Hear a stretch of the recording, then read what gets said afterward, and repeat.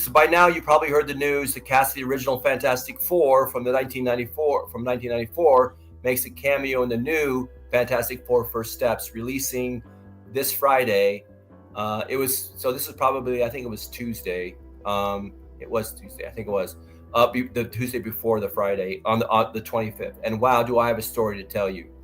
As many of you know, I played Ben Grimm and provided the voice for the thing in the original 1994 version. It was a film made with love, long nights, and big dreams. But sadly, the executive producer who owned the rights never intended it for it to be released, and so it was shelved, and we were devastated.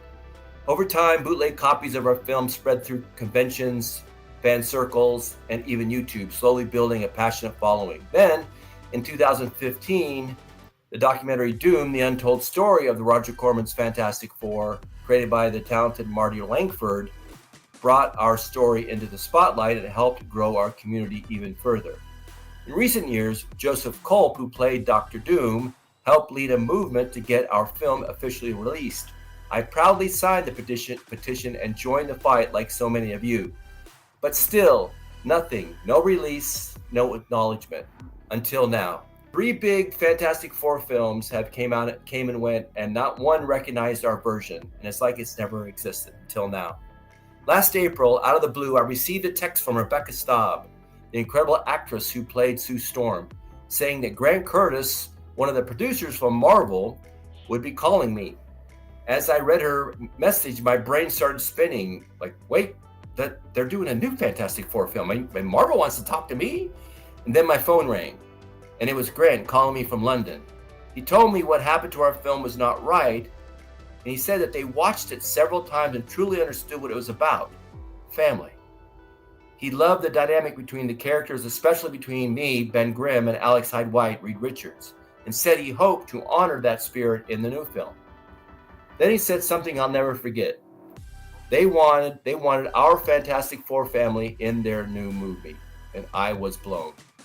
I hung up the phone, turned to my wife Paige, and said, well, it looks like we're going to Hollywood. What followed was a whirlwind. Marvel Studios contacted me about wardrobe, contracts, travel, shooting dates, and then came the NDA, and it was intense. Both Paige and I had to sign it. No talking, no hints, no nothing. I even received a text from Marvel Security reminding me, do not discuss anything, period. I wanted so badly to tell the world, especially Oli, our director, and Joseph, but I couldn't. Now, I've been out of the business for a while, so this is exciting to be back into the mix. And on our first day, I had to go to Marvel's wardrobe department, and let me tell you, it was like stepping into a Marvel museum. There was costumes and posters and props, and it was incredible. The next day, we were on the set, and this part's pretty cool. I was lucky enough to get clearance to bring Paige, and she never knew me before my Hollywood years, so it was great to see her eyes light up with the excitement. Everyone welcomed us with open arms. It felt like we were long-lost relatives finally coming home. When it was time to film, this is badass. When it was time to film, they lined us up like the Magnificent Seven, or should I say the Fantastic Four. And we walked shoulder to shoulder, about 100 yards to the set. Now picture this. Me, Ben Grimm, next to Alex Hyde White, Reed Richards, next to Rebecca Staub, Sue Storm, next to Jay Underwood, Johnny Storm, walking side by side as a crew clapped and cheered. It was a true homecoming. Marvel Studios had finally acknowledged our film. After filming, we did on-camera interviews for behind-the-scene content, and then all 4 of us and our families went out to dinner, sharing stories, laughing, and celebrating. It was an incredible night. Just yesterday, I was interviewed by Vanity Fair, and they asked me why we all stayed so close. And I told them it's because Oli Sassone, our director, cast people who were close to the characters. From the beginning, we bonded like a family, and when our film was shelved, that bond only grew stronger. And as we fought to have it seen. We attended the premiere this last Monday, 21st. And I've been to many premieres in my 30-year career, but nothing like this. Blue carpet, skywriters painting F4 logos in the sky, a drone show at night, a full orchestra performing the score, A-list actors and celebrities, F4 cosplayers, even popcorn tubs with branded F4 logos. And when people realized who we were, they loved us. Even the cast was gracious and supportive. I got a chance to introduce myself to Eben Moss-Backrack, who was the new Ben Grimm.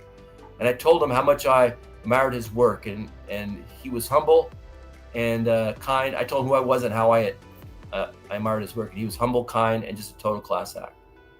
In the premiere, it hit me. Our cameos was not about us. It was about the Marvel Studios finally saying thank you to everyone for helping us bring our version to life. And then I go on to thank everybody else. So anyway, but the interesting thing here, I write, none of this would never happen without Rebecca Staub. Her and her manager reached out to Marvel casting team, Sarah Finn and Molly Doyle, and pitched the idea. They got the whole ball rolling. Thank you, Rebecca. You are incredible. So, and at the end of all my thanks, I always say, you gotta love Hollywood. Yeah, for sure. That's So awesome. What a cool story. dope. Yeah. What a cool story. Yeah, so it was just an incredible experience. I mean, just all of it was, again, when we did the film originally, in 1992, 93, we started, then I was really new as an actor, really new. I had done just a few things.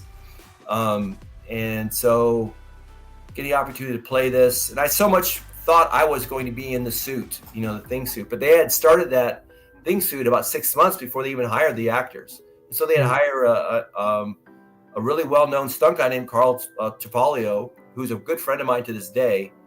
He's now fighting to walk again because he's really crippled from all the stunts he's done. But that guy's been in every big movie you can think of. So he's he was in Casino. He was the guy who get his head squished in the. Oh yeah. You got your head in the vice for that guy. Like that. So it just getting it. We promoted it for a year, went all around the country, and it was really great to to sign autographs and meet people with children hospitals and radio shows and all that promoting. I had the trailer in my bag. In my carry-on, and me and Alex were coming back from some autograph signing. And this is back in the day when flight attendants, they put in the cassette in the VHS into the recorder and play like the safety briefing for all the passengers. I convinced them to put in the F4 trailer. Huh. That's awesome. The whole plane cheered. That's awesome. That's so good. Oh, that's awesome. I gotta feel like that this movie, with them reaching back out to you guys and acknowledging all the other Fantastic Four movies have been kind of flops and not very good. And this one, when I went and watched the new one, I was like, this is finally the Fantastic Four movie we've been waiting for. But I feel like karmically they did the right thing, and do you kind of feel that way? I think the other ones are cursed. And I remember when the Doom, the documentary came out. We were in Los Angeles, and they had a panel. They had us up on the stage after the movie. People were asking questions, and someone asked me, "Why do I think the other movies have not been successful?" I said, because it is karma. I said, you're going to have to be able to treat our film right. Take care of us first. You do that, then you can be successful. It's also Hollywood, right? So, but I mean, films get shelved all the time, but no film has been shelved to where they allowed you to promote the thing for a whole darn year, right? You're just lighting money on fire. Why wouldn't you let it go? It's already done. Right? Yeah. Why not just release it and recoup something? Because you're not getting anything not releasing it.